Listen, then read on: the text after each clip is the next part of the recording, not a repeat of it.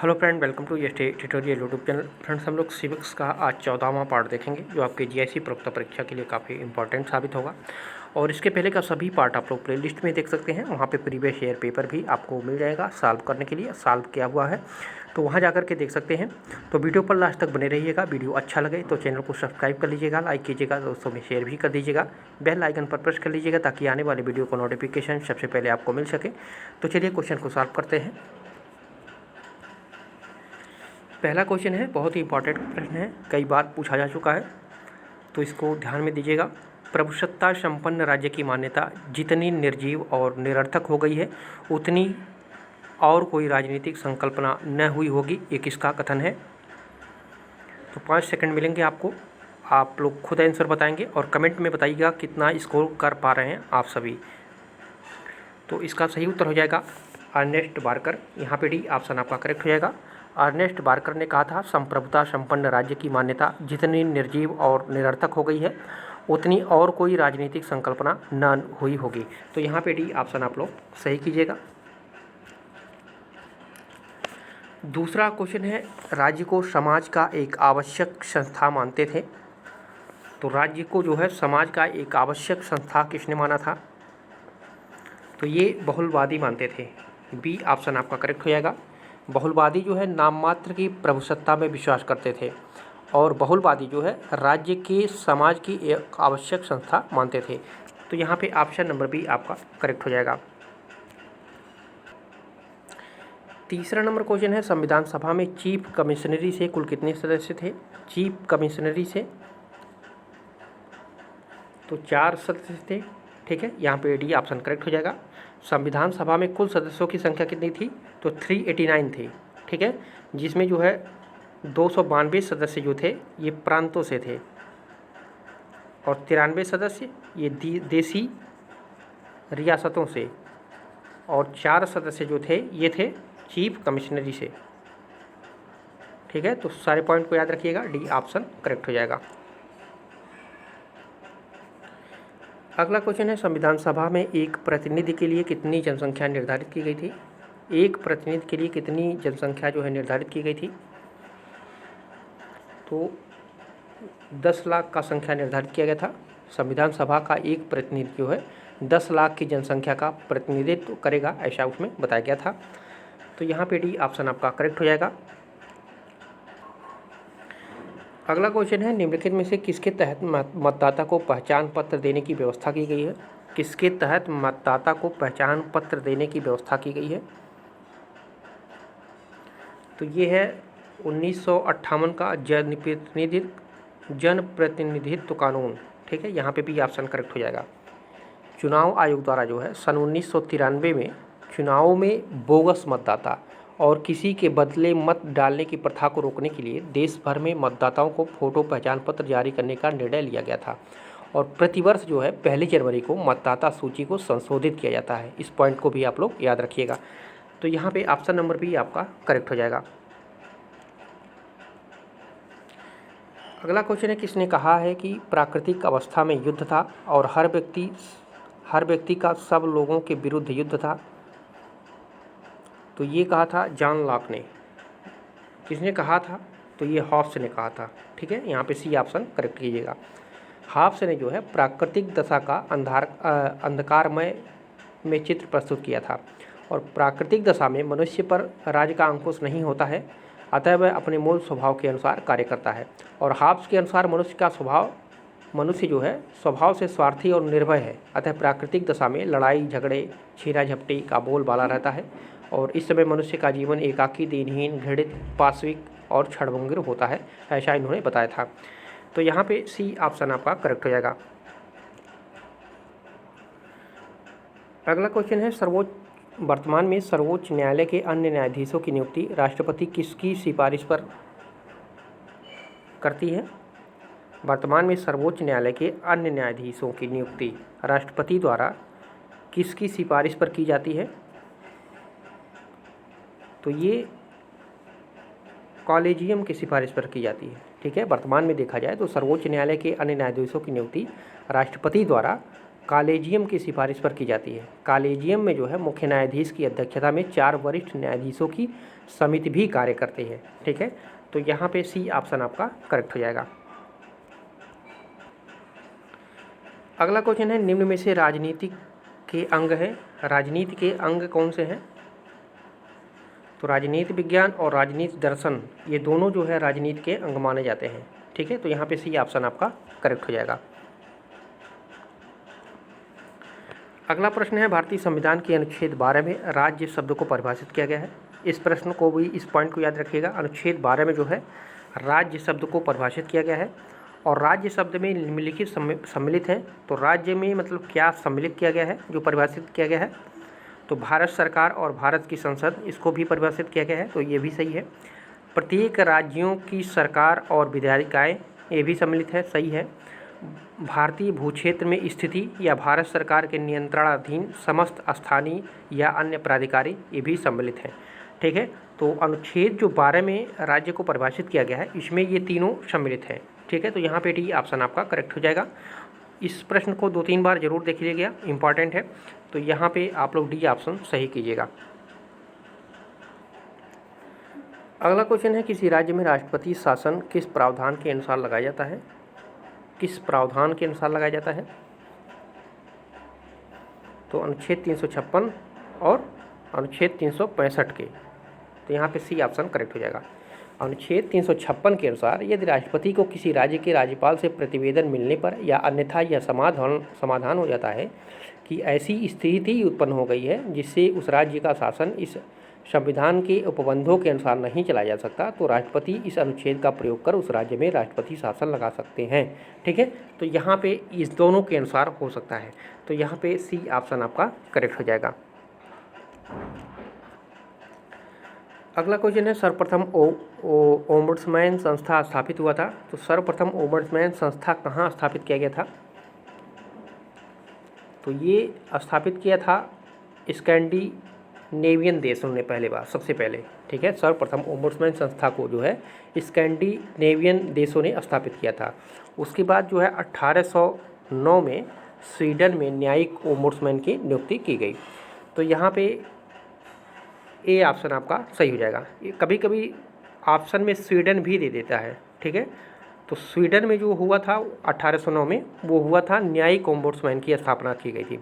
और ओम्बुड्समैन संस्था का सर्वप्रथम जो है स्थापना जो है स्कैंडिनेवियन देशों ने मिलकर के जो है किया था। तो दोनों पॉइंट को यहाँ से आप लोग अच्छी तरीके से याद रखिएगा। यहाँ पे ए ऑप्शन आपका सही हो जाएगा। अगला क्वेश्चन है, भारत के लोकपाल के प्रथम अध्यक्ष हैं। तो भारत के लोकपाल के प्रथम अध्यक्ष जो हैं वो न्यायमूर्ति पिनाकी चंद्र घोष, इनको जो है 23 मार्च 2019 को लोकपाल के प्रथम अध्यक्ष के रूप में जो है नियुक्त किया गया है। तो ये इम्पॉर्टेंट है, 23 मार्च 2019 को उनको जो है सर्वप्रथम लोकपाल का प्रथम अध्यक्ष नियुक्त किया गया है। और इनके साथ ही 4 न्यायिक एवं 4 गैर न्यायिक सदस्य भी इनके साथ में नियुक्त किए गए हैं। तो ये भी प्रश्न पूछा जा सकता है, तो यहाँ पे आपका सी ऑप्शन करेक्ट हो जाएगा। अगला क्वेश्चन है, राष्ट्रीय महिला आयोग की स्थापना किस वर्ष हुई? राष्ट्रीय महिला आयोग की स्थापना किस वर्ष हुई? तो ये हुआ था जनवरी 1992 में। ठीक है, राष्ट्रीय महिला आयोग भारतीय संसद द्वारा जो है 1990 में पारित अधिनियम के तहत जो है जनवरी 1922 में एक राष्ट्रीय महिला आयोग का गठन किया गया। और यह एक जो है सांविधिक निकाय है। ठीक है, इसको याद रखिएगा, एक सांविधिक निकाय है। तो यहाँ पे डी ऑप्शन करेक्ट हो जाएगा। अगला क्वेश्चन है, बजट पारित करने का आखिरी चरण क्या है? बजट पारित करने का आखिरी चरण जो है वो है आपका वित्त विधेयक। ठीक है, इसको क्रम से भी याद रखिएगा, बहुत बार पूछा जाता है। इसका क्रम जो है पहले नंबर पे आता है आपका बजट लोकसभा में प्रस्तुत होता है। ठीक है, इसको याद रखिएगा, बजट पहले लोकसभा में प्रस्तुत होता है। दूसरे नंबर पे आता है बजट पर सामान्य चर्चा होती है, बजट पर जो है सामान्य चर्चा होती है। तीसरे पे आ जाता है सरकार द्वारा अनुदान की मांग की जाती है। नहीं, देखिएगा यहाँ पे तीसरे पे है आपका लेखा अनुदान की मांग की जाती है। ठीक है, लेखानुदान की मांग। चौथे पे है आपका बजट पर विस्तृत चर्चा, बजट पर विस्तृत चर्चा। पाँचवें पे है सरकार द्वारा अनुदान की मांग, ठीक है, पाँचवें पे है सरकार द्वारा अनुदान की मांग। और छठवें पे है आपका कटौती प्रस्ताव, ठीक है, और सातवें पे है विनियोग विधेयक, और आठवें पर और लास्ट पे है वित्त विधेयक, ठीक है। तो 8 चरण में बजट पारित किया जाता है, तो आखिरी चरण पूछा है तो वित्त विधेयक हो जाएगा, ठीक है। तो इन 8 चरण को आप लोग जरूर 1-2 बार क्रम से ध्यान में रख लीजिएगा, क्योंकि क्रम में लगाने के लिए बहुत बार प्रश्न पूछा जा चुका है। तो यहाँ पे डी ऑप्शन आपका करेक्ट हो जाएगा। अगला क्वेश्चन है, राज्य के नीति निर्देशक तत्व किस विचारधारा से प्रेरित है? किस विचारधारा से ये प्रेरित है?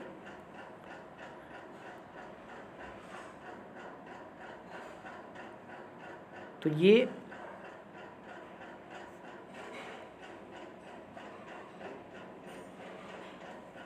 गांधीवादी विचारधारा से प्रेरित है, ठीक है। जो राज्य के नीति निर्देशक तत्व हैं ये गांधीवादी विचारधारा से प्रेरित है। और राज्य के नीति निर्देशक तत्व को किस संविधान से लिया गया है? तो ये आयरलैंड के संविधान से लिया गया है, ठीक है। तो दोनों पॉइंट को आप लोग याद रखिएगा, ये महत्वपूर्ण है, गांधीवादी विचारधारा से ये प्रेरित है। तो यहाँ पे ए ऑप्शन आपका सही हो जाएगा। अगला क्वेश्चन है, राज्य के नीति निर्देशक तत्व का मुख्य उद्देश्य क्या है? मुख्य उद्देश्य क्या है इसका? तो इसका मुख्य उद्देश्य है आर्थिक प्रजातंत्र का स्थापना करना, ठीक है, आर्थिक प्रजातंत्र का स्थापना करना इसका मुख्य उद्देश्य है राज्य के नीति निर्देशक तत्व का। और इसका वर्णन किस भाग में किया गया है? तो इसका वर्णन भाग 4 के क में, अनुच्छेद 51 के क में, ठीक है। तो यहाँ पे डी ऑप्शन करेक्ट हो जाएगा। अगला क्वेश्चन है, गरीबों के लिए मुफ्त कानूनी सलाह का प्रावधान राज्य का नीति निर्देशक सिद्धांत के किस अनुच्छेद में इसका वर्णन किया गया है? तो गरीबी के लिए मुफ्त कानूनी सलाह का प्रावधान जो है राज्य का नीति निर्देशक तत्व के सिद्धांत के 39 के अनुच्छेद में इसका वर्णन किया गया है, ठीक है। तो यहाँ पे डी ऑप्शन आपका करेक्ट हो जाएगा। ये जो मुफ्त कानूनी सलाह है राज्य का नीति निर्देशक सिद्धांत संविधान के बाद में जोड़ा गया था। ये 42वें संविधान संशोधन 1976 के द्वारा जो है भारतीय संविधान के भाग 4 में नीति निर्देशक तत्व के अनुच्छेद 39 के क में गरीबों के लिए मुफ्त कानूनी सलाह का जो है प्रावधान किया गया था। तो यहाँ पे डी ऑप्शन आपका करेक्ट हो जाएगा। अगला क्वेश्चन है, किसी व्यक्ति को अपराध के समय विद्यमान कानून के अनुसार ही सजा दी जाएगी और उसे अपने विरुद्ध गवाही के लिए बाध्य नहीं किया जाएगा। ये कौन सा अनुच्छेद बताता है? तो ये अनुच्छेद बताता है आपका अनुच्छेद 20, ठीक है। अनुच्छेद 20 और 21 जीवन का अधिकार इसका वर्णन किया गया है, जीवन का अधिकार का वर्णन किया गया है। तो जिसमें 20 में ये कहा गया है कि किसी व्यक्ति को अपराध के समय विद्यमान जो उस समय कानून है उसी के अनुसार सजा दी जाएगी और उसे अपने विरुद्ध गवाही के लिए बाध्य नहीं किया जाएगा। तो यहाँ से दोनों याद रखिएगा। ये भी प्रश्न पूछा जाता है कि जीवन का अधिकार किस अनुच्छेद में है? तो 20 और 21 में दिया हुआ है, 20 में ये दिया हुआ है। तो यहाँ पे डी ऑप्शन आपका करेक्ट हो जाएगा। अगला क्वेश्चन है, संविधान के किस संशोधन के द्वारा 6 से 14 वर्ष की आयु वाले बच्चों के लिए निःशुल्क एवं अनिवार्य शिक्षा की व्यवस्था की गई? तो ये था 86वां संविधान संशोधन जो 2002 में हुआ था, ठीक है। तो 86वें संविधान संशोधन 2002 के द्वारा अनुच्छेद 21 के क में एक खंड जोड़ा गया था और उसमें बताया गया था कि 6 से 14 वर्ष की आयु वाले बच्चों के लिए निःशुल्क एवं अनिवार्य शिक्षा की व्यवस्था की जा रही है। तो यहाँ पे डी ऑप्शन आपका करेक्ट हो जाएगा। अगला क्वेश्चन है, किसी व्यक्ति को उसके प्राण एवं दैहिक स्वतंत्रता से विधि द्वारा स्थापित प्रक्रिया के अनुसार ही वंचित किया जाएगा, अन्यथा नहीं। ये किस अनुच्छेद में बताया गया है? तो ये बताया गया है अनुच्छेद 21 में, ठीक है। अभी हम लोग पढ़े हैं जीवन का अधिकार, जिसमें 20 और 21 जीवन का अधिकार के बारे में बताता है, और 20 का हम लोग पढ़े थे अभी मतलब पिछले प्रश्न में कि किसी व्यक्ति को अपराध के समय विद्यमान कानून के अनुसार ही सजा दी जाएगी और उसे अपने विरुद्ध गवाही के लिए बाध्य नहीं किया जाएगा। ये आपका जीवन का अधिकार का अनुच्छेद 20 बताता है।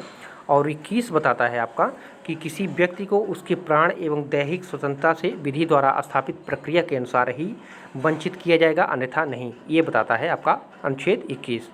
तो यहाँ पे ए ऑप्शन आपका करेक्ट हो जाएगा। तो दोनों अनुच्छेदों को आप लोग अच्छी तरीके से आप लोग ध्यान में रखिएगा। अगला क्वेश्चन है, जीवन का अधिकार का वर्णन संविधान के किस अनुच्छेद में है? तो अभी हम लोग पढ़े हैं 2, 20 और 21। तो यहाँ पे सी ऑप्शन आपका करेक्ट हो जाएगा, अनुच्छेद 20 और 21 में। अगला क्वेश्चन है, प्रस्तावना को संविधान की कुंजी सर्वोच्च न्यायालय ने किस वाद यानी मामले में कहा था? तो इसको भी आप लोग जानिएगा। प्रस्तावना को संविधान की कुंजी जो है सर्वोच्च न्यायालय ने कहा था, लेकिन सर्वोच्च न्यायालय ने किस विवाद में यानी किस मामले में कहा था? तो ये बारूबारी वाद था, एक बरूबारी वाद मामला। इसमें जो है सर्वोच्च न्यायालय ने जो है प्रस्तावना को संविधान का कुंजी कहा था। तो यहाँ पे डी ऑप्शन आपका करेक्ट हो जाएगा। अगला क्वेश्चन है, प्रस्तावना को संविधान की आत्मा किसने कहा था? आत्मा किसने कहा था? तो आत्मा कहा था पंडित नेहरू ने। ठीक है, पंडित नेहरू द्वारा जो है प्रस्तुत किया गया जो उद्देश्य प्रस्ताव था, जिसको प्रस्तावना कहा जाता है, उसको संविधान का आत्मा कहा था। और डॉक्टर अंबेडकर ये अनुच्छेद 32 को, संवैधानिक उपचारों को अधिकार को संविधान का हृदय एवं आत्मा के रूप में माना था। तो 2-3 पॉइंट है, इसको याद रखिएगा। यहाँ पे सी ऑप्शन आपका करेक्ट हो जाएगा। अगला क्वेश्चन है, किस अनुच्छेद के अंतर्गत संसद को संविधान में संशोधन करने की शक्ति प्राप्त है? किस अनुच्छेद के अंतर्गत संसद को संविधान में संशोधन करने की शक्ति प्राप्त है? तो ये है अनुच्छेद 368। ठीक है, अनुच्छेद 368 के द्वारा जो है संसद को संविधान में संशोधन करने की शक्ति प्राप्त होती है, जिसके द्वारा वह मूल अधिकारों में भी संशोधन कर सकती है। तो यहाँ पे ए ऑप्शन आपका करेक्ट हो जाएगा। अगला क्वेश्चन है, उच्च न्यायालय को किस अनुच्छेद के अंतर्गत मूल अधिकारों की रक्षा करने की शक्ति प्राप्त है? मूल अधिकारों की रक्षा करने की शक्ति उच्च न्यायालय पूछ रहा है, किस अनुच्छेद के अंतर्गत? तो ये है 226। 226 के अनुसार उच्च न्यायालय और अनुच्छेद 32 के अनुसार उच्चतम न्यायालय। उच्चतम न्यायालय, ठीक है, इन दोनों अनुच्छेदों को याद रखिएगा। 226 के अनुसार उच्च न्यायालय जो है मूल अधिकारों का रक्षा करता है, और 232 के अनुसार जो है उच्चतम न्यायालय। तो यहाँ पे आपका उच्च पूछा है, तो यहाँ पे भी ऑप्शन करेक्ट हो जाएगा। अगला क्वेश्चन है, संसदीय शासन प्रणाली की विशेषताएं हैं। संसदीय शासन प्रणाली की विशेषताएं क्या है? तो प्रधानमंत्री का नेतृत्व जो होता है वो संसदीय शासन प्रणाली में होता है, और शक्ति पृथक्करण ये अध्यक्षीय शासन प्रणाली में है। तो यहाँ पे डी ऑप्शन आपका करेक्ट हो जाएगा। संसदीय शासन प्रणाली की विशेषता में आता है प्रधानमंत्री का नेतृत्व। अगला क्वेश्चन है, भारतीय संविधान में संघ के लिए अंग्रेजी शब्द का प्रयोग किया गया है।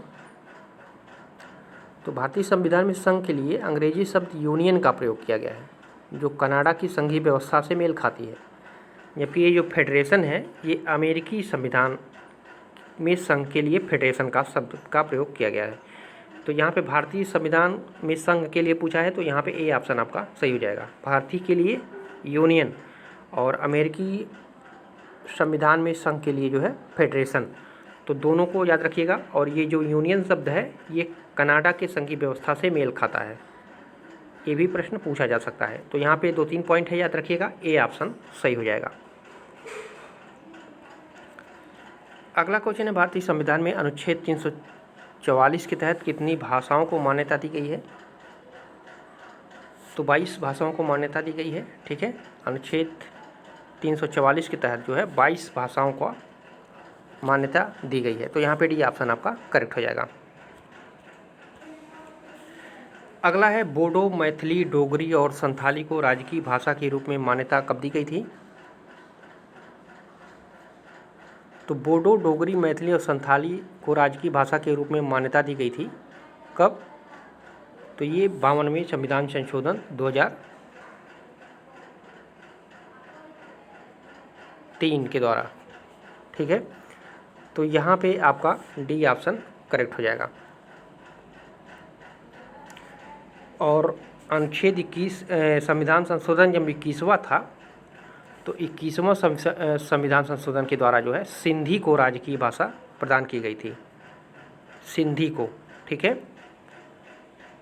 और आपका जो 71वां संविधान संशोधन था, 71वें संविधान संशोधन के द्वारा जो है नेपाली, कोंकणी और मणिपुरी, इन 3 भाषाओं को जो है राजकीय भाषा के रूप में मान्यता दिया गया था।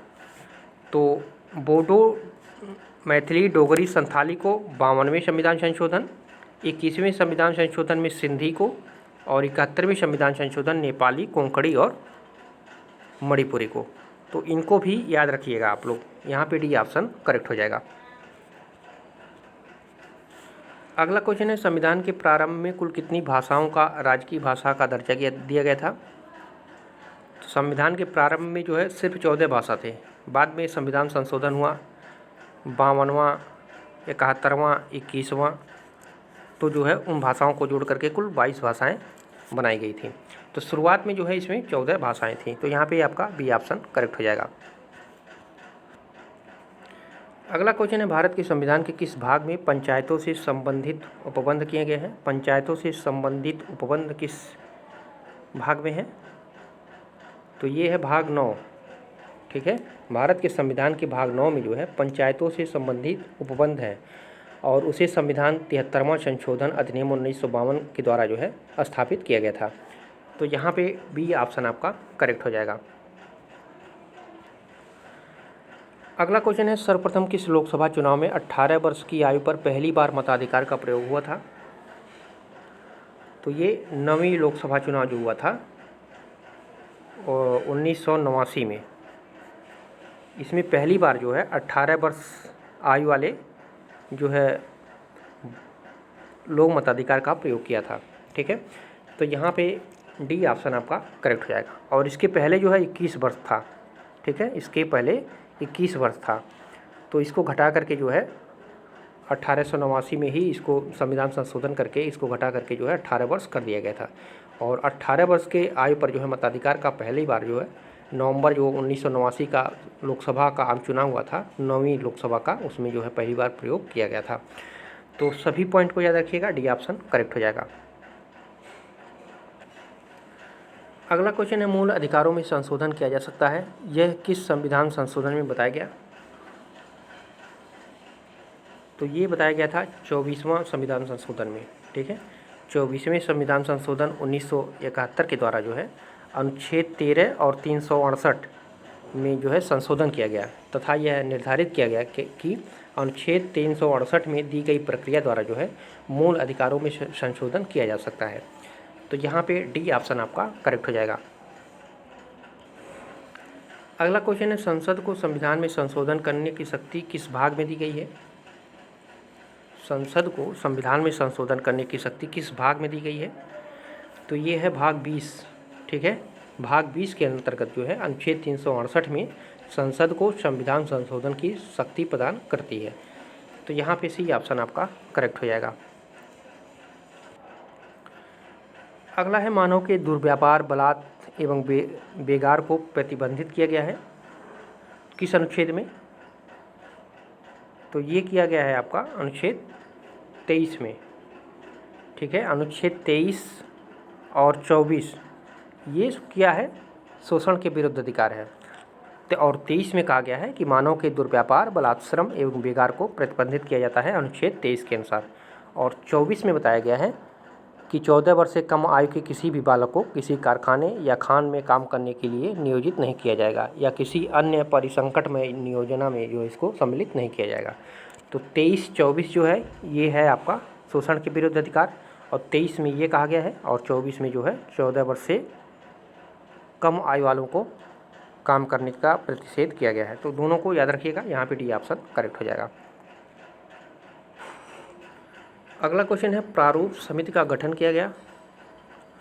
तो प्रारूप समिति का गठन किया गया था आपका अगस्त 1947 में, 29 अगस्त 1947 को जो है प्रारूप समिति का गठन किया गया था और इसके अध्यक्ष थे डॉक्टर भीमराव अंबेडकर और इसमें कुल 7 सदस्य थे। ठीक है, तो यहाँ पे ए ऑप्शन आपका करेक्ट हो जाएगा। अगला है भारतीय संविधान लागू हुआ था। तो आप लोग जानते होंगे भारतीय संविधान कब लागू हुआ था। तो 26 जनवरी 1950 को लागू हुआ था और 26 नवंबर 1949 को इसे अंगीकृत किया गया था। 26 नवंबर 1949 को इसको अंगीकृत किया गया था और लागू हुआ था 26 जनवरी 1950 को। तो यहाँ पे भी ऑप्शन आपका करेक्ट हो जाएगा। अगला है भारत को एक डोमिनियन स्टेट का दर्जा देने का प्रस्ताव रखा था। तो किसने रखा था डोमिनियन स्टेट देने का प्रस्ताव? तो ये क्रिप्स मिशन था। ठीक है, 22 मार्च 1942 को भारत पहुंचा था क्रिप्स मिशन और जो द्वितीय विश्व युद्ध था, युद्ध के बाद भारत को एक डोमिनियन स्टेट का दर्जा देने का प्रस्ताव रखा था। तो यहाँ पे डी ऑप्शन आपका करेक्ट हो जाएगा। अगला क्वेश्चन है किसने कहा उनके पुराने मित्र क्रिप्स शैतान के वकील बनकर आए थे और उनकी यह योजना भारत में अनेक विभाजन के दरवाजे खोल देती। तो ये किसने कहा था? तो ये कहा था पंडित जवाहरलाल नेहरू ने।